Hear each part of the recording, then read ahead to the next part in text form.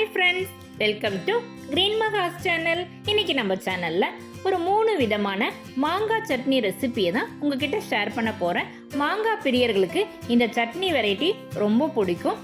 So வீடியோவை skip பண்ணாம முழுமையா பாருங்க. வீடியோக்குள்ள போறதுக்கு முன்னாடி நீங்க நம்ம சேனலை ஃபர்ஸ்ட் டைம் பாக்குறீங்கன்னா GreenMaha's சேனலை சப்ஸ்கிரைப் பண்ணி வச்சுக்கோங்க. கூடவே வர பெல் ஐகானை கிளிக் பண்ணிக்கோங்க. அப்பதான் நான் போடுற அடுத்தடுத்த வீடியோஸ் உங்களுக்கு நோட்டிபிகேஷனா வந்து சேரும். வாங்க டிலே பண்ணாம வீடியோக்குள்ள போலாம். ஃபர்ஸ்ட் புளிப்பு கம்மியா இருக்கிற இந்த கிளிமுக்கு மாங்கான்னு சொல்லுவாங்க இல்லையா, இந்த மாங்காய் நான் ஒன்று எடுத்திருக்கேன். இதை நல்லா வாஷ் பண்ணிட்டு கட் பண்ணி வச்சிருக்கேன். அடுத்து முதல் வெரைட்டி சட்னி பார்க்கலாம். அதுக்காக ஒரு பேன்ல எண்ணெய் விட்டுருக்கேன். எண்ணெய் காஞ்ச பிறகு ஒரு 5லிருந்து 6 சின்ன வெங்காயம் சேர்த்துக்கிறேன். சப்போஸ் சின்ன வெங்காயம் இல்லைன்னா ஒரு பாதி அளவுக்கு பெரிய வெங்காயம் கூட நீங்க சேர்த்துக்கலாம். இது வெங்காயம் நல்லா வதங்கட்டும். வதங்கின பிறகு ஒரு சின்ன துண்டு இஞ்சி சேர்த்துக்கிறேன். கூடவே 2 பல்லு போல பூண்டு சேர்த்து வதக்கிக்கிறேன். இது நல்லா வதங்கட்டும். வதங்கின பிறகு காரத்துக்காக பச்சை மிளகாய் 4 சேர்த்துக்கிறேன். உங்க காரம் எப்படியோ அதுக்கேற்ற மாதிரி நீங்க கூடவோ குறைக்கவோ செஞ்சுக்கலாம். இதெல்லாம் நல்லா வதங்கி வரட்டும்.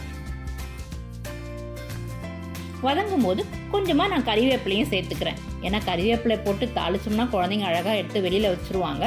இந்த மாதிரி சட்னி அரைக்கும் போது நம்ம கொஞ்சம் கறிவேப்பிலையும் சேர்த்து அரைச்சிக்கலாம். இது மணமாவும் இருக்கும் இந்த சட்னி. அதுக்காக நான் கொஞ்சம் கறிவேப்பிலை சேர்த்துக்கிறேன். இதெல்லாம் நல்லா வதங்கி வந்துடுச்சு. இப்போ ஒரு பிளேட்ல மாத்தி நான் ஆற வச்சுக்கிறேன். இது ஆறட்டும். இப்ப பாருங்க, இது நல்லா ஆறிடுச்சு. ஆறின பிறகு ஒரு மிக்சர் ஜார்ல இதை நான் சேர்த்துக்கிறேன்.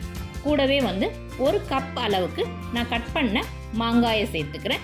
எந்த கப்ல நம்ம மாங்காய் எடுத்திருந்தோமோ அந்த கப்லயே பாதி அளவுக்கு தேங்காய் சேர்த்துக்கணும். சப்போஸ் புளிப்பு அதிகமா இருந்ததுன்னா தேங்காயோட குவான்டிட்டியை நம்ம கொஞ்சம் இன்க்ரீஸ் பண்ணிக்கலாம். அதுக்கேற்ற மாதிரி நான் தேங்காய் சேர்த்துக்கிறேன்.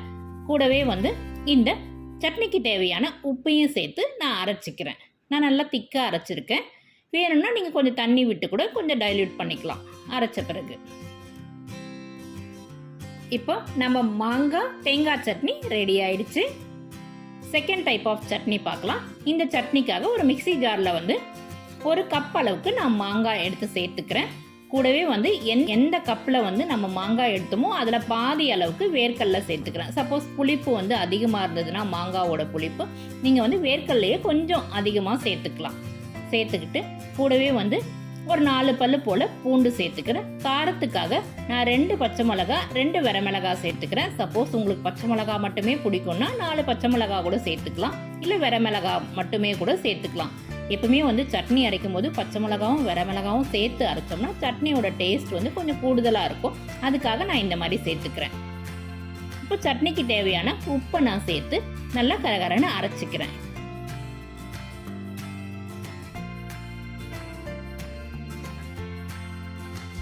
இப்போ மாங்காய் இது வேர்க்கடலை சட்னியும் ரெடி ஆயிடுச்சு. அடுத்த டைப் சட்னி செய்யலாம். அதுக்காக ஒரு பேன்ல நான் நல்லெண்ணெய் விட்டுக்கிறேன். நல்லெண்ணெயில செஞ்சோம்னா இந்த சட்னி இன்னும் நல்லா இருக்கும். அதுக்காக நான் கொஞ்சம் நல்லெண்ணெய் சேர்த்துக்கிறேன். நல்லெண்ணெய் காஞ்ச பிறகு 2 டேபிள் ஸ்பூன் அளவுக்கு உளுத்தம் பருப்பு சேர்த்துக்கிறேன். இந்த உளுந்து சேர்த்து நல்லா வறுத்துக்கிறேன்.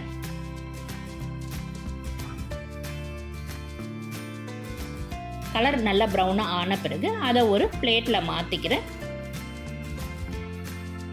இந்த சட்னியோட காரத்துக்காக 5லிருந்து 6 வரமிளகாய் மட்டும் சேர்த்து வறுத்துக்கிறேன். இந்த மிளகாயும் சேர்த்து வறுத்த பிறகு இதையும் ஒரு பிளேட்ல மாத்திக்கிறேன். இது நல்லா ஆறட்டும். ஆறின பிறகு ஒரு மிக்ஸி ஜார்ல மாத்தி கரகரன், அதாவது ஒரே ஒரு பல்ஸ் மட்டும் ஓட்டி எடுத்துன்னு வந்திருக்கேன். இது கூட ஒரு சின்ன துண்டு இஞ்சி கட் பண்ணி சேர்த்துக்கிறேன். கூடவே மாங்காய் ஒரு பவுல் அளவுக்கு சேர்த்துக்கிறேன்.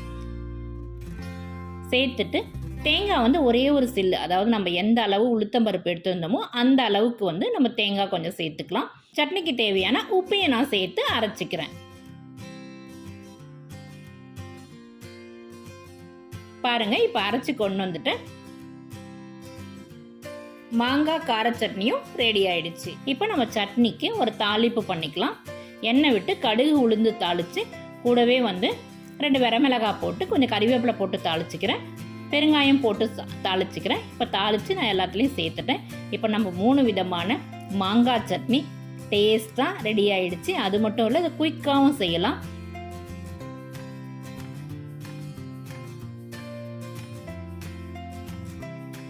இட்லி தோசைக்கும் இந்த சட்னி வந்து காம்பினேஷன் ரொம்ப நல்லாயிருக்கும்.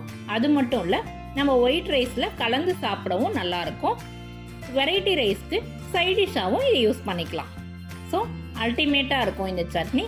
கண்டிப்பாக ட்ரை பண்ணி பாருங்கள். உங்கள் ஃபீட்பேக்கை வந்து கமெண்ட் செக்ஷனில் சொல்லுங்கள். இந்த வீடியோ உங்களுக்கு பிடிச்சிருந்தா லைக் பண்ணுங்கள், ஷேர் பண்ணுங்கள், கமெண்ட் பண்ணுங்கள். மறக்காமல் GreenMaha's சேனலை சப்ஸ்கிரைப் பண்ணி எனக்கு சப்போர்ட் பண்ணுங்கள். இது வரைக்கும் இந்த வீடியோவை பொறுமையாக பார்த்தமைக்கு மிக்க நன்றி. அடுத்த ஒரு நல்ல ஒரு வீடியோவில் வந்து உங்களை பார்க்குறேன். தேங்க்ஸ் ஃபார் வாட்சிங்.